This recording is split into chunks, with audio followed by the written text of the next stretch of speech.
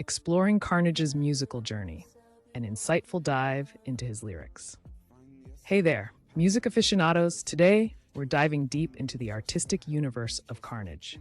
If you're into music that not only moves but also provokes thought, you're in the right place.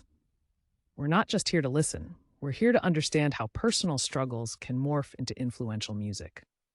So here's the question of the day. How does an artist transform personal struggles into powerful music that resonates with millions? Let's explore. In this video, we'll take you through the emotional and thematic journey in Carnage's music. From personal battles and self-reflection to spiritual exploration and societal critiques, we'll uncover how these elements create a tapestry of sound and story that connects with so many of us. Struggles and pain. Let's get into it by talking about struggles and pain. Carnage's lyrics are a raw reflection of his battle with personal demons. Have you ever heard someone express feeling like a glutton for blame or being addicted to the cut? That's Carnage for you. He lays it all out there, expressing the inner conflicts that you and I might just keep to ourselves. This brutal honesty about pain and a sense of being lost can be deeply relatable and cathartic. Self-reflection and growth. As we peel back another layer, we find a powerful theme of self-reflection and growth. Carnage takes listeners on his journey of understanding and self-betterment. He doesn't shy away from acknowledging his flaws, like when he says, "I'm a sinner, I'm a saint, I'm crazy." It's an ongoing dialogue with himself and his audience about change and resilience. The emphasis on inner strength is a powerful reminder of the constant need for growth, regardless of past traumas, belief in others. You know what else makes Carnage's work stand out? His unwavering belief in people. Despite his struggles, he never fails to uplift his listeners with affirmations like, "I believe in you." This kind of encouragement is a recurring motif in his songs and a sign of his deep commitment to impacting listeners positively. It's pretty heartwarming, don't you think? Spiritual exploration. Then there's the spiritual exploration. Carnage often hints at a connection to a higher power, not out of religious duty, but from personal introspection. Lines that talk about being close to God when feeling one's heartbeat showcase how he intertwines spirituality with his personal journey, tapping into universal themes that resonate with listeners seeking deeper meaning in life. Complex relationships. Now let's talk about relationships. Oh boy, can they get complicated. Tracks like Care If You Don't delve into painful dynamics with love interests, highlighting betrayal and the never-ending quest for a genuine connection. These songs are like conversations we've all had at some point, and they add layers to his musical narrative, making it ever so relatable. Overcoming obstacles. Carnage's music is also a powerful ode to overcoming adversity. Themes of manifesting dreams and pushing through obstacles form a core part of his work. When he talks about moving on to the next level, it's not just about personal success. It's about a collective journey we all undertake, rising above life's countless hurdles. Social commentary. Carnage doesn't stop at personal introspection. He takes on society with a critical lens. He comments on everything from how schools kill dreams to environmental issues like pollution. This social consciousness provides depth to his music, making it a platform for advocacy and change. It's like he's saying, "Hey, let's talk about the things that matter." Wow, we've covered a lot of ground, haven't we? From intimate personal struggles to broader societal critiques, Carnage's music is more than just sound, it's a canvas of human experience, painted with the nuanced strokes of emotion, strength, and resilience. And here's something to take away. Music like Carnage's challenges us to confront our reality and inspires us to fight through adversity, all while connecting with the vibrations of hope and community. So what are your thoughts? Does Carnage's music resonate with you? Drop a comment below, and let's get a conversation going. And if you enjoyed peeling back the layers of Carnage's art, don't forget to hit that like button and subscribe to my channel for more deep dives into the world of music. Thanks for tuning in, and catch you in the next video.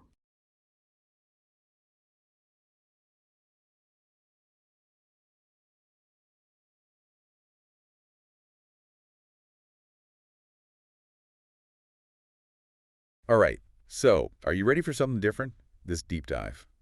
We built it just for you. Oh, is that right? Yeah. It's a deep dive. I like it. We're calling this one, we're on a bit of a treasure hunt today. Okay. Trying to piece together the story of someone named called Carnage1nonly. Carnage1nonly. Yeah. Okay. We've got audio snippets. We've got social media posts. We've even got some analysis of their writing. Interesting. Kind of a real mix. I like it. I like a good, mixed media kind of a thing going on here. Makes you really think, Right. Yeah. And it is, I think what's fascinating about this is that, we're not just relying on other people's interpretations. Right. We're going right to the source. Primary. Yeah. We've got Carnage1nonly's own words and creative output. Well, that's what we want to see. That's what's so exciting about this is that we get to hear directly from the source, so to speak. Right. It's like we're building a psychological portrait, but with sounds and words as our brushstrokes. Love it. And speaking of sounds, Yes. let's start with this audio clip. It's labeled Carnage1nonly Word Sync, Beetle, 2025-02-02-1216.m4a. Alrighty. Let's take a listen. Okay. Okay, so first impressions. Yeah. So, first of all, I just gotta say, it's definitely a unique piece. That's out there. It's out there. That's a bit out there. I'm not even sure I would classify it as music. I don't know if it's spoken word. I don't know, what would you call it? It's like this almost chaotic energy to it. It's like free association kind of thoughts and sounds tumbling out. Yeah.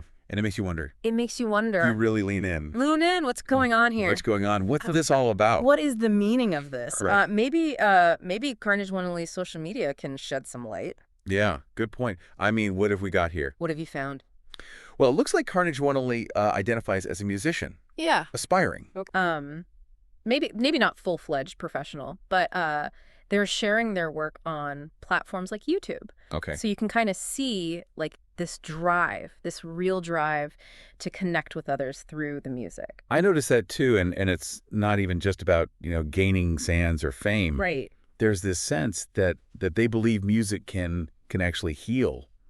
Wow. And awaken consciousness. Really? A lot of talk about tapping into a deeper potential, not just, entertainment. Deeper, yeah. Like there's something more to it. Okay. So there's something beyond just the superficiality of it. There's a deeper meaning. Yeah. Okay. And that's a theme. Yeah. I think that kind of resonates. We saw that theme. Yeah. Through a lot of their posts. Absolutely, yeah. This idea that music is, can transform you. Yeah. But then, we also see, glimpses of personal struggles. This sense of being misunderstood or judged. There's a rawness there. There's a vulnerability. A vulnerability. Like in this post. Yeah. Where they say, and I quote, "Therapy, my therapist. Only when I speak to me, only place I ever open up. So please believe in me. Believe in you and see the truth. Only you can make it through. Destiny is met when we accept it's ours to choose." Powerful stuff. Yeah. I mean, there's that yearning for authenticity. Yeah. And connection. Yeah. And, another thing I noticed was, the references to 2011, 2012. Oh, yeah. Potentially, significant years in their life, maybe, marking some kind of turning point. It's like we're getting these little breadcrumbs Breadcrumbs. of a story. Yeah, a deeper story. A deeper story. Uh-huh. Ooh, I always like a good mystery. Me too. And speaking of digging deeper, let's talk about this quote. Okay. This is a heavy one. Yep. "I was nothing but a sad, suicidal kid, lost who found a lifeline through turning his crushing thoughts into poetry, with no other goal in mind, other than the hope those words could do the same for others." Wow. Intense. Right? It is. Where do we even go from there? Well, I mean, I think what really strikes me about that is the sense of purpose. Yeah. That emerges from this really dark place. Yeah. This idea of turning pain into something creative, something that might help others that are struggling, Yeah. It's really powerful. It's like art becomes this lifeline. A lifeline. Yeah, a way to process those really difficult emotions. Yeah. And that seems to connect to another theme. Okay. That pops up in their posts, this strong desire for authentic connection. Right. Yeah. What are your thoughts on that? Yeah, I mean, it seems like Carnage1nonly really craves these deep, genuine relationships, where they can truly be themselves. Yeah. But there's also this hurt, right? Like a sense of having been betrayed in the past. Yeah. It's like they're navigating this tension Yeah. between wanting to connect. Yeah. and then fearing vulnerability. So we're starting to get a picture of someone pretty complex. Yeah. Creative, sensitive, Yeah. yearning for connection, Yeah. but carrying some wounds from the past. Right. Almost makes you wonder how they approach life with all of that going on. Yeah, that is the question, isn't it? Like how does someone with that kind of complexity, Yeah. how do they navigate the world? And how do they deal with those The inner demons. the stuff that they're carrying. Yeah. Yeah. And maybe maybe that's where Carnage1nonly's interest in spirituality comes in. Oh, right. Yeah, I was just thinking about that. They don't just kind of dabble. Right. It seems pretty central to their worldview. Yeah. What did you make of those snippets? Well, you see this real sense of interconnectedness. Yeah. This belief in a higher power, the flow of energy. Yeah. They even mention Reiki Oh, yeah. as a potential avenue for healing. It's interesting because their interest in Reiki makes me think about how Right. alternative healing practices are becoming more and more like mainstream. Oh, absolutely. What are your thoughts on that connection? Yeah, I mean, it's fascinating, right? Like there's this growing openness to exploring different approaches to well-being, Right. Like kind of a recognition that traditional methods, don't always have all the answers. Yeah. And Reiki, with its focus on energy and balance, like it seems to fit into that. It's like people are looking for ways to connect to something bigger than themselves. Yeah. To find meaning, to find purpose Absolutely. beyond just the everyday. And I think for Carnage1nonly, that search for meaning, it really seems intertwined with their creative process. Remember that quote about music being a lifeline? Oh, yeah. And a way to awaken consciousness. It's not just about making some catchy tunes. Yeah, right. It's about like tapping into something deeper. Yeah. Almost mystical. Right. Yeah. It's about using music to channel those emotions, to heal, to potentially even spark some sort of spiritual awakening in themselves and in their listeners. I'm really struck by how they talk about music. Yeah. It's almost a spiritual experience. It is. For them, do you I mean, does that resonate with you at all? Absolutely. Have you ever had that kind of experience with music? Oh, totally. Yeah. Yeah. I think music has this incredible power to move us, to connect us to something beyond words. Yeah. Certain pieces of music can evoke such profound emotions. It's almost like they're touching on something universal, And that makes me think about another quote. Okay. Where they're talking about manifesting. Uh-huh. They say, don't be so quick to beat someone down. Everybody seems to love a chance to prove they're right at the expense of someone else. Mm-hmm. And then in another post, they add, I'm aware of agendas and the entities of the unseen. I'm talking about the readers, whoever's reading my comments. I'm reaching out in compassion against the opposition to inspire those to look inward and help manifest the reality they want to see. That's deep. So what's going on there? I mean, it's like they're suggesting that we have the power to shape our own reality. Yeah. Through our thoughts and actions. Yeah, and this whole idea of manifesting. Yeah. Is often linked to this belief that positive energy can create positive change. Yeah. It's a pretty optimistic outlook. It is. I don't know if I buy into the whole manifestation thing. Right. But I do think there's something to be said for focusing on the positive. Right. And trying to put good energy out into the world. It's about intentionality. Yeah. And it seems like Carnage1nonly is trying to do that through the music. Yeah. It's like their art becomes this vehicle for spreading those ideas, for encouraging others to tap into their own power. So we've got this individual grappling with some heavy stuff, searching for meaning through spirituality, and using their art as a way to process it all and connect with others. Yeah. What stands out to you about their journey so far? What strikes me is the resilience. Yeah. Despite the pain, despite the challenges, they're still striving. Yeah. To create, to connect, to make a positive impact. Yeah. There's a real strength there, a refusal to give up. Even with all the darkness that they acknowledge, there's this underlying hopefulness. Yeah, and it's almost like they're saying, hey, life can be tough, but we have the power to choose how we respond. Yeah. To choose hope over despair, to choose connection Isolation. over isolation. Right. Yeah. And maybe that's the message they're trying to share through their music, Maybe. to remind people that they're not alone Yeah. in their struggles, Yeah. that there's always this possibility of healing and growth. It's a powerful message, and it makes me wonder how that message plays out in their actual creative output, you know? Yeah. What can we glean from the music itself? That's a great question.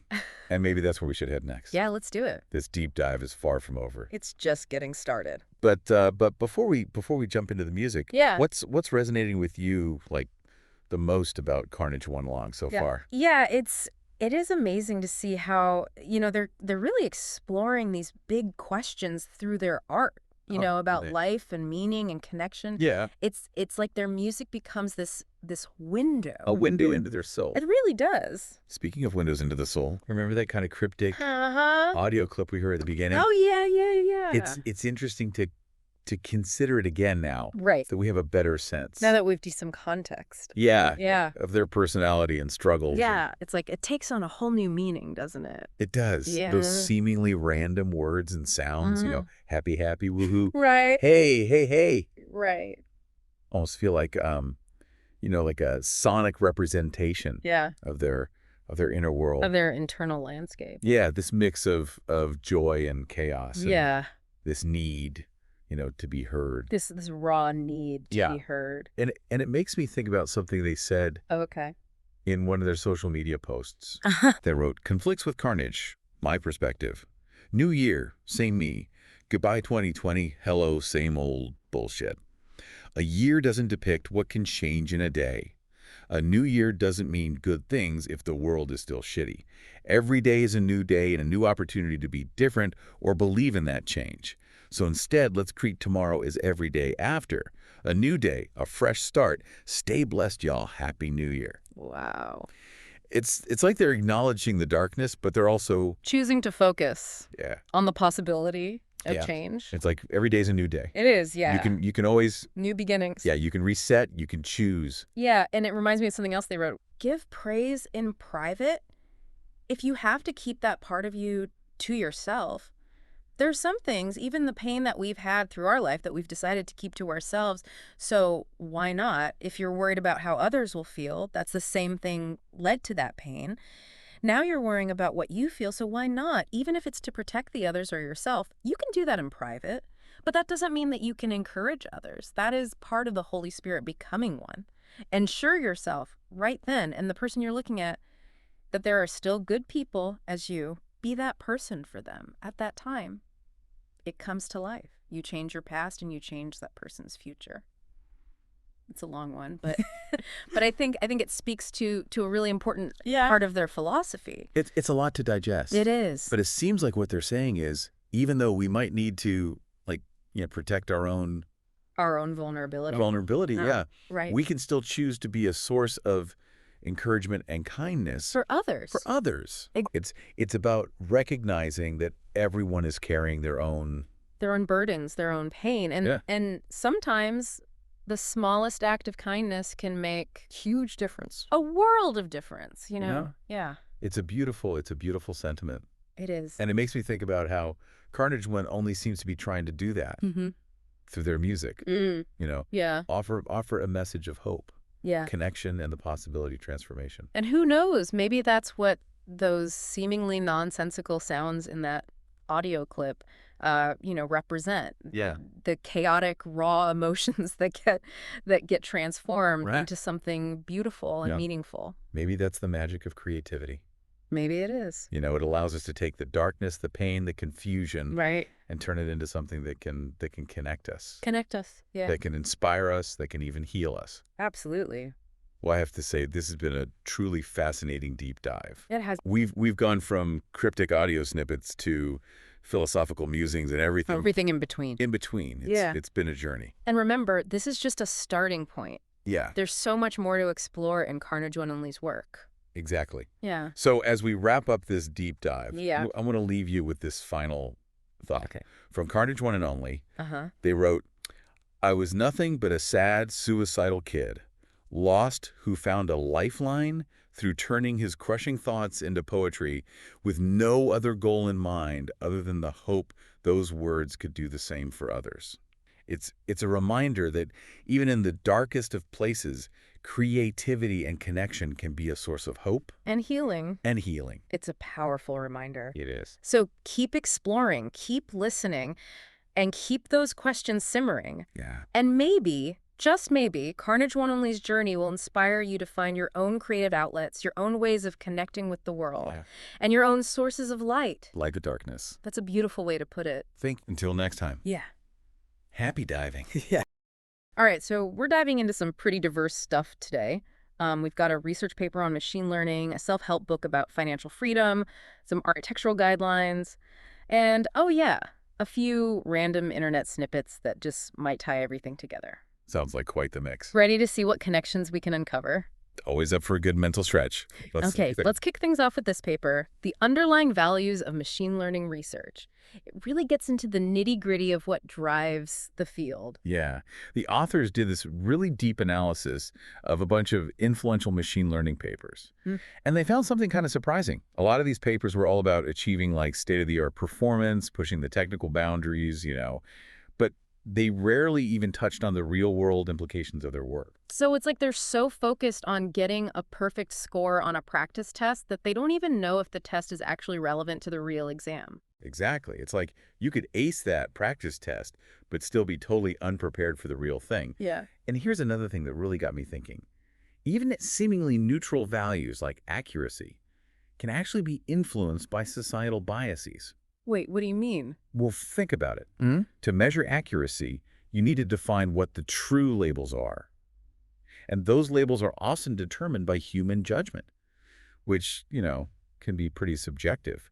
And it can reflect existing power dynamics in society. Oh, I see what you're saying. So even if a machine learning model achieves high accuracy, it might still perpetuate biases that are already present in the data it was trained on. Exactly. Like take facial recognition systems, for example. If they're mainly trained on images of white males, they might be less accurate at recognizing people of color or women.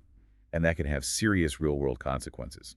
Yeah, no kidding. That's a huge issue, especially with how much we're relying on AI these days. So it seems like maybe we need to rethink how we define success in machine learning. It can't just be about achieving high performance on some benchmark data set. We also need to make sure these systems align with our values and actually benefit society as a whole. Absolutely. It's a conversation we definitely need to be having as we keep developing and deploying these powerful technologies. Right on. Okay, that was a lot to digest about machine learning. How about we switch gears for a bit and talk about something a little more, I don't know, down-to-earth, personal finance? Sure. Sounds good. So we've got Bob Lodish's book, Simple Money, Rich Life, which presents this 4-part formula for achieving financial freedom. I'm curious about this one. What kind of approach does it take? It's pretty cool, actually. It goes beyond just the typical saving and investing advice. It really brings in this element of personal values and ethics, Well, that's interesting. So it's not just about the numbers. It's about aligning your financial choices with your overall life goals. Yeah, exactly. Like, one thing that really stood out to me was the focus on AUM, which stands for Assets Under Management. It's about building long-term wealth, not just chasing a bigger paycheck. I like that. It shifts the focus from income to actual wealth accumulation. Right. And it got me thinking about how we define financial success. Is it just about how much money you make, or is it about something more holistic? Yeah, that's a good question. What does this book's approach tell us about the author's values around money and life? Well, the book definitely emphasizes generosity and being responsible with your resources. It's not just about accumulating wealth for yourself. It's about using your resources to make a positive impact. I can get behind that. It's like that old saying, it's not about how much you have, it's about what you do with it. That's a good one. Okay, let's see what other unexpected connections we can find in this pile of source material. Now, for something completely different, we have these architectural guidelines from the Utah Department of Transportation. Architectural guidelines from the Department of Transportation. Right. Okay, now I'm intrigued. I know, right? You're probably wondering what transportation has to do with architecture. But trust me, this is where it gets really interesting. All right, you've got my attention. Lay it on me. So these guidelines aren't actually about building roads or bridges or anything like that. They're about evaluating the historical significance of residential properties built after 1940, which is kind of important for transportation planning, believe it or not. Okay, I'm going to bite. Why would the Utah DOT be interested in the history of houses? Well, when they're planning new transportation projects, they have to consider the potential impact on historic properties, right? So these guidelines help them figure out if a property or a whole neighborhood has historical significance that needs to be preserved or protected. That makes sense. So they're not just plowing through history, they're actually trying to be mindful of the historical context of the areas they're working in. Exactly. And it's not just about whether a building is old. They look at all sorts of things to determine its historical significance, like the location, the design, the materials, the workmanship, even the feeling of the place. The feeling. How do you even measure that? Well, I guess it's about trying to understand the story the building tells, how it reflects the time period it was built in and the people who lived there. It's like being a historical detective. I like that analogy. So they're not just looking at bricks and mortar. They're trying to piece together the history of a place through its architecture. Exactly. And one of the key concepts in these guidelines is integrity. But it's not just about whether the building is in good condition, it's also about whether it's been altered in ways that affect its historical character. Like even something as simple as adding siding or painting over brick can change the integrity of a historic property. Huh. I never thought about it that way. I guess even small changes can affect how we understand a building's history. Right. It makes you realize that even seemingly ordinary houses can hold a piece of history. It's a good reminder that history isn't just something in textbooks. It's all around us, even in the places we live. So I'm curious, have you ever thought about your own home's architectural integrity? Would the original builder recognize it today? Now that you mention it, I'm not so sure. I've definitely made some changes over the years. Added a deck, painted the front door, that kind of thing. I guess I never really considered how those changes might affect the historical character of the house. Yeah, it's something to think about. Okay, moving on from houses, our source material also included some pretty interesting snippets about the power of music, which seems like a bit of a jump from architecture and machine learning. But hey, maybe there's a connection there waiting to be uncovered. A connection between music and Yeah. everything else we've been talking about. Yeah. All right, I'm game. Let's hear it. Well, there's this quote by Edgar Cayce, the sleeping prophet, that really caught my eye. He said, if you learn music, you'll learn most all there is to know. Pretty bold statement, right? Definitely makes you stop and think.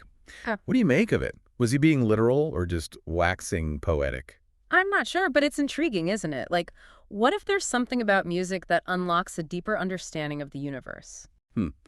That's an interesting thought. I mean, music is fundamentally based on patterns and mathematical relationships, right? Mm-hmm. And those same principles pop up in so many areas of knowledge, from physics to biology to, well, even artificial intelligence.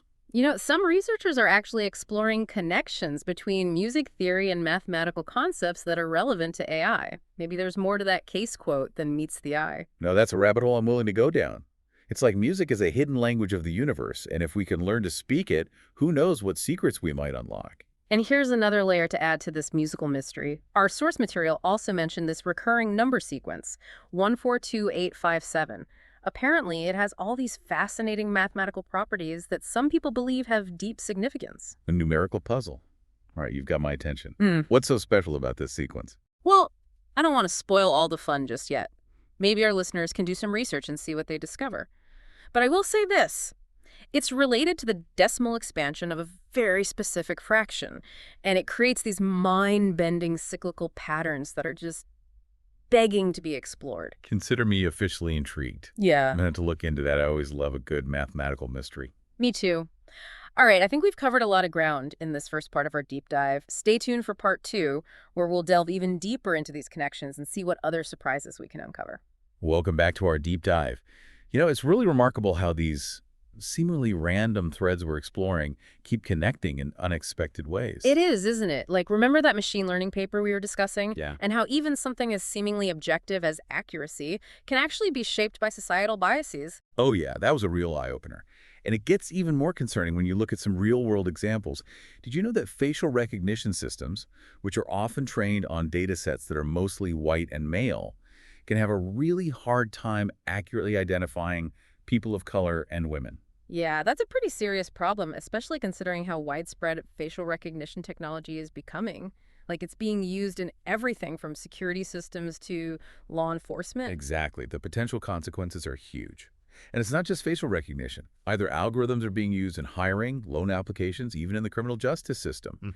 And if those algorithms are trained on biased data, they can actually perpetuate existing inequalities. It really makes you think twice about just blindly trusting these algorithms, doesn't it? Like, we need to understand that they're not some kind of neutral, objective force. There are human choices and potential biases baked into these systems. Absolutely. We can't just assume that technology is inherently fair or unbiased. It reflects the values and assumptions of the people who create it. Which brings us to an interesting contrast with that personal finance book we talked about, Simple Money, Rich Life. It seems to advocate for a much more intentional and values-driven approach to decision-making, but in the realm of personal finance. It's true. That book really emphasizes aligning your financial choices with your values. Instead of just blindly chasing the highest return on investment, it encourages you to consider the ethical implications of your financial decisions. Yeah, and one of the core values that the book highlights is generosity. It's not just an afterthought either. It's woven right into that four-part formula they present. Save, earn, give, enjoy. It's true. Giving is right up there with the more practical steps of saving and earning, which is pretty interesting. It suggests that maybe true financial freedom isn't just about accumulating wealth for yourself, but also about using your resources to make a positive impact. And you know what else struck me about that formula? The fact that giving comes before enjoying. It's like the author is saying that true enjoyment comes from a sense of purpose and contribution, not just from spending money on ourselves. That's a really thought-provoking point. Maybe true fulfillment comes from aligning our actions with our values and contributing to something bigger than ourselves. It makes you wonder, doesn't it? Like, what if there's a connection here with that Edgar Cayce quote about music? If you learn music, you'll learn most all there is to know. What if learning music not only helps us understand those technical and mathematical patterns we were talking about, but also attunes us to those deeper values of harmony, balance, and connection? I like where you're going with this.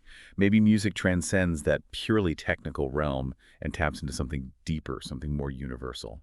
And if music can do that, maybe other seemingly unrelated areas of knowledge can too.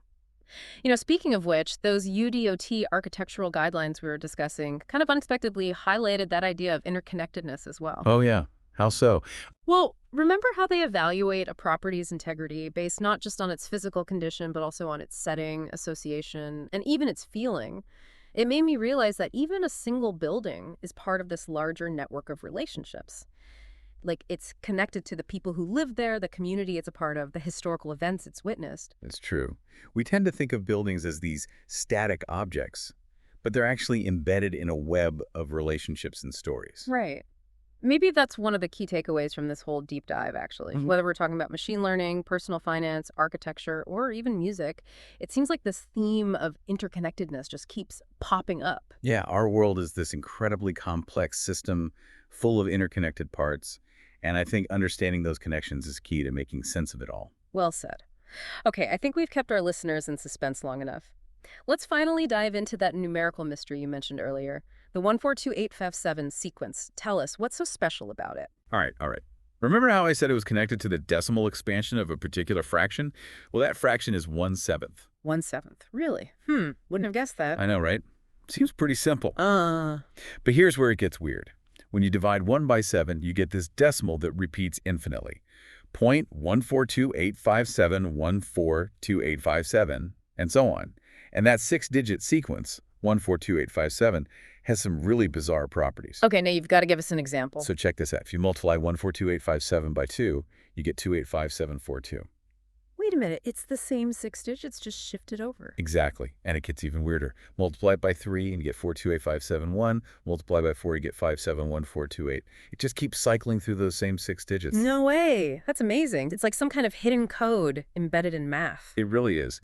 And some people believe this sequence points to some deeper order and harmony underlying the universe. Like it's this cyclical pattern that reflects something fundamental about the nature of reality itself. Wow, that's pretty mind-blowing. Speaking of things that are part of a larger whole, we have one more source we haven't talked about yet. Those UDOT guidelines also mention evaluating entire subdivisions, not just individual properties. Oh, right. That adds another dimension to our discussion about historical integrity, doesn't it? Yeah, like what's the significance of looking at an entire subdivision as opposed to just a single house? Well, it has to do with how we define historical significance. The guidelines explain that when you're evaluating a subdivision built after 1940, you can't just focus on individual houses. You have to consider the integrity of the entire development. So a single house might not be historically significant on its own, but it gains significance as part of a larger context. Like if it's part of a well-preserved subdivision that represents a particular architectural style or a specific period in the community's history. Right. Exactly. It's about understanding the historical narrative that the subdivision tells, the social and cultural forces that shaped its development. Like take the rise of suburbanization after World War II. It led to the development of these large-scale planned communities with distinct architectural styles.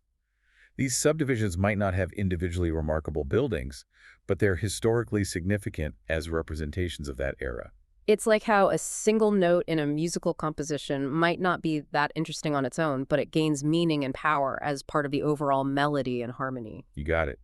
It's all about understanding those individual elements as part of a larger interconnected whole. And it seems like that theme keeps coming up no matter where we look. Whether it's algorithms, financial decisions, architecture, or music, this idea of interconnectedness just keeps popping up. It's almost like reality itself is one giant neural network, this incredibly complex web of interconnected nodes that are constantly interacting and influencing each other. That's a powerful image. It makes you wonder, what would happen if we could zoom out far enough? Would we see that everything, from the tiniest subatomic particles to the vast galaxies, is somehow connected, part of one grand cosmic symphony of existence? That's a beautiful thought and a perfect note to end our second part on. I think we've given our listeners plenty to ponder. And we're back for the final part of our deep dive. You know, it's really amazing how we've journeyed through so many different areas of knowledge today, from machine learning and finance to architecture and music. It's been quite the ride, hasn't it?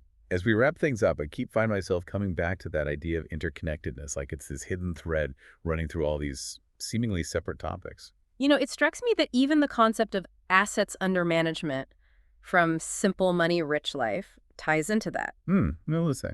It's not just about managing your money as this thing separate from everything else. It's about understanding how your financial resources connect to every part of your life. Your values, your relationships, your community, your health, your well-being, everything. It's true.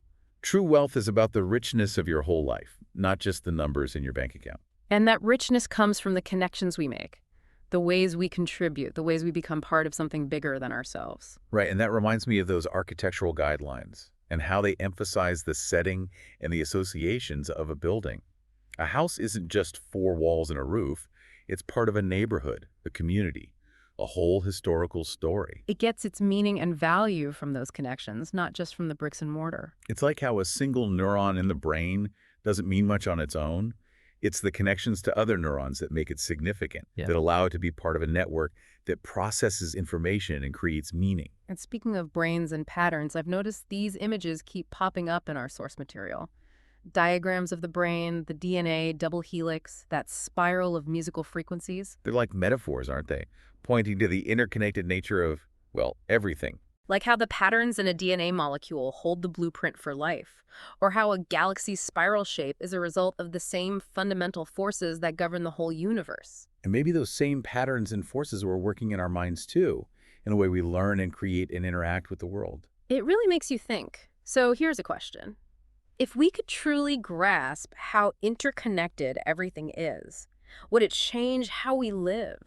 How we treat each other, how we treat our planet? Those are the big questions, aren't they? What does this understanding call us to do? How do we turn knowledge into wisdom and action? It might start with shifting our perspective, being willing to look beyond the idea that we're all separate and recognize that we depend on each other. Maybe that's what Edgar Cayce was getting at with his quote about music. If you learn music, you'll learn most all there is to know. It's not just about the technical skill, it's about understanding the harmony and rhythm of the universe, the dance of energy and information that creates everything. And maybe that's the key to real financial freedom too, building a life that's not just about money, but about meaning and connection. It's about investing in what matters. Our relationships, our communities, our planet, the well-being of everyone and everything. It's about making choices that are in line with our values and realizing that even small actions can create ripples throughout the whole web of life. This whole deep dive has really highlighted those connections for me. Me too. It's been an amazing journey. Thanks for joining us, everyone. And until next time, Keep exploring those connections. Keep asking those questions. Keep searching for the harmony that unites us all.